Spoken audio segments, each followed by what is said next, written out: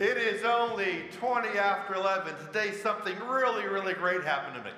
I'm so excited about this thing that happened to me. I said to myself, I can't wait till we start Mass, and I can't wait till I read the Gospel, and after the Gospel, I can't wait till I can walk down to give the homily and share with everyone what great thing happened to me this morning already. As I stand here now, I realize that the great thing to happen to me, it happened to everyone here without exception, the same great thing. Does anyone have an idea what great thing happened to all of us today already? Okay, this is the answer right here. We all woke up this morning. Wasn't that a great thing? How many people sprang out of bed and said, I'm alive, and you jumped out of bed? How many people did that? No one? Well, you should have. And here's why. What a gift from God to go to bed, and all through the night, despite the fact you're sleeping and you're resting, the mechanics of your body are still working. Your heart pounds all through the night. Your blood flows through your body all night long. I would have been very disappointed, probably would have not have known it, if my heart would have said, I'm going to take a break as well. But it didn't. It beat all night long, and then I woke up this morning. What a joyful event. You know, St. Francis of Assisi once said this, and let's take a look at a very, very beautiful quote by St. Francis. He said, the most joyful second of each day is the second that I wake up, and that is true. You should wake up with joy and happiness in your heart, saying to yourself, it is beautiful to have another day of life. Hopefully I live this day well. Waking up in the morning has nothing to do with merit, but rather dependent upon the mercy of God. Now think about it. There are many endings in life, and the key message of today isn't out of the gospel reading, but the day we celebrate is Christ the King Sunday.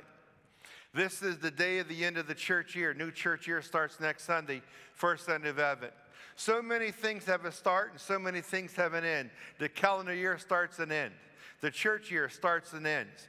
And unfortunately, our life has a start and it has an ending point. When will that be? For me, I don't know. For you, I don't know as well.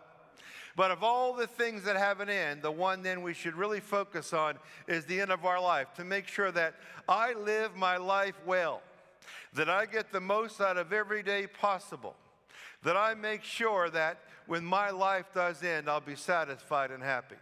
Now think about it. Will you be? If God came to you sometime today and said, your life has been taken from you, what would you say? You just might say, God, I enjoyed it. Too bad I can't start over.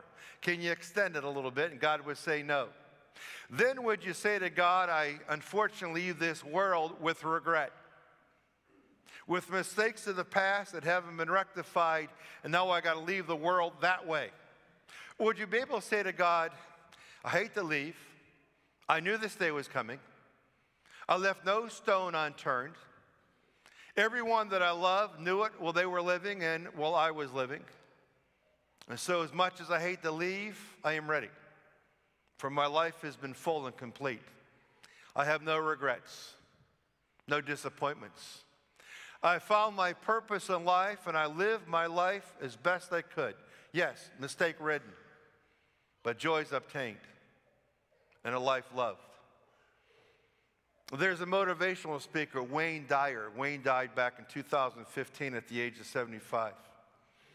Wayne wrote a lot of books, and if you go online, I hope you can look up one of his books. If you go to a bookstore or on your Kindle, maybe you can look up one of his writings. The man offers some incredible advice on self-help, on how to live life. Just really good material.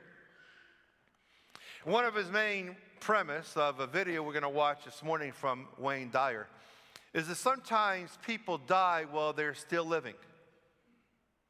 Is that you? Do you know of anyone who's dead already but they're still living? Do you know of anyone who, despite the fact they're only 30 years old, they act like they're 60? They're walking around with a cloud over their head. For some reason, they cannot find their purpose in life, and so they're always wondering, what should I do? Where should I go? They're not finding happiness and contentment. How difficult that would be to live life that way. Let's listen to the words of of Wayne.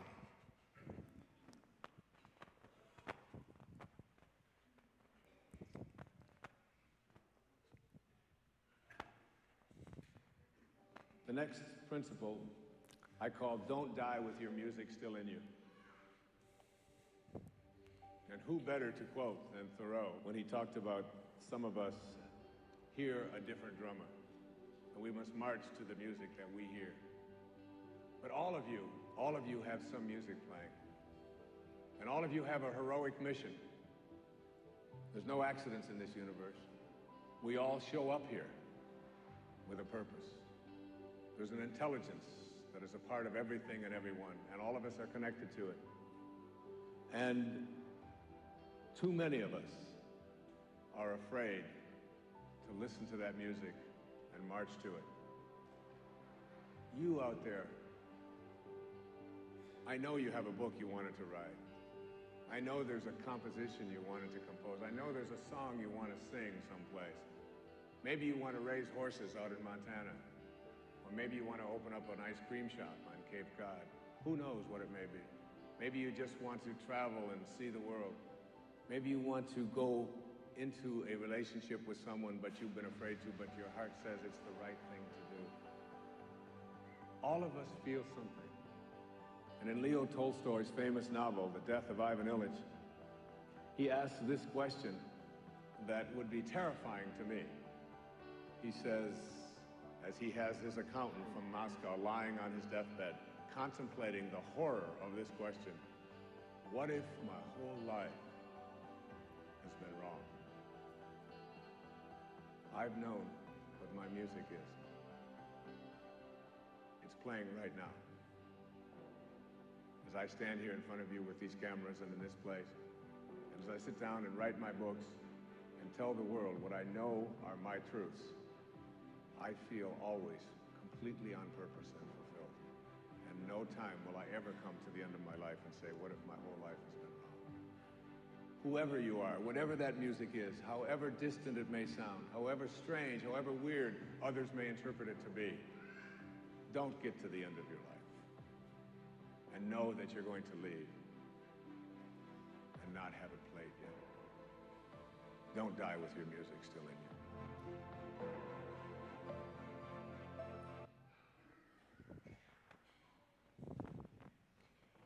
Hopefully, those words, they're powerful.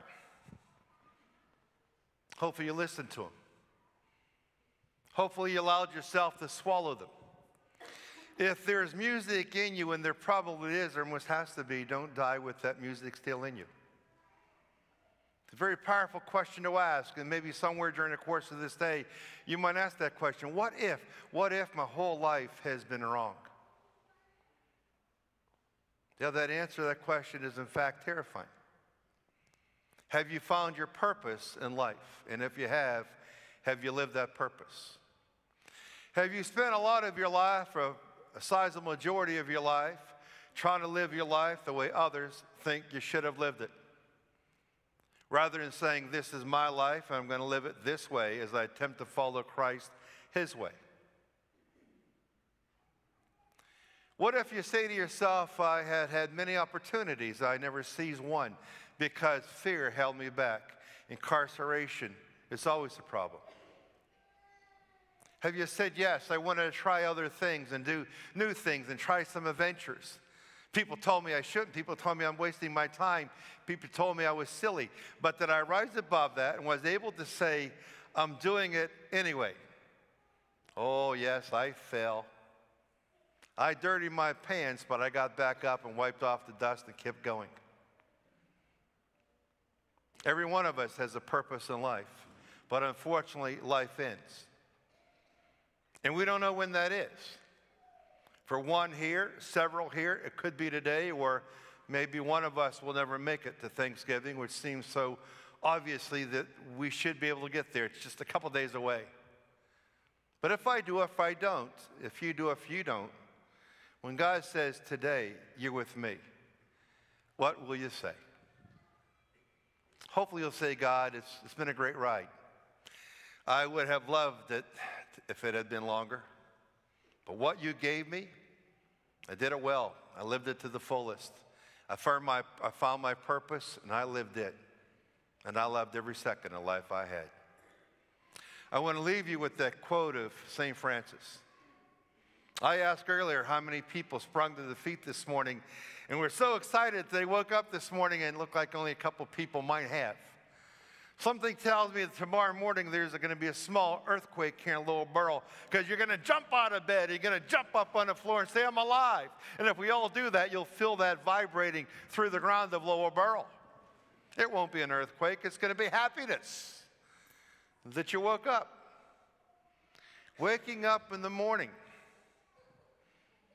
is a great gift. All you have to do is ask someone who's died during the night. Going to bed at night, crawling into bed is a great joy. All you have to do is ask someone who's killed in a car accident during the day, who thought they would but didn't make it back into bed. St. Francis of Assisi said this, and he is so correct. The most joyful second of each day is the second I wake up.